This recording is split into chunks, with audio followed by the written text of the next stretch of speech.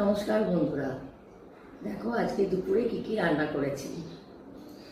এই হচ্ছে ভাত, দেখো কলমি শাক ভাজা, এরপর আছে বাঁধাকপির তরকারি, এইটা হচ্ছে আমার হাজব্যান্ডের জন্য ভেটকি মাছের কালিয়া, এইটা হচ্ছে আমার মেয়ের জন্য স্পেশাল তেলাপিয়া মাছের সর্ষে পোস্ত দিয়ে রান্না, এটা হচ্ছে আমার জন্য মাগুর মাছের ঝোল।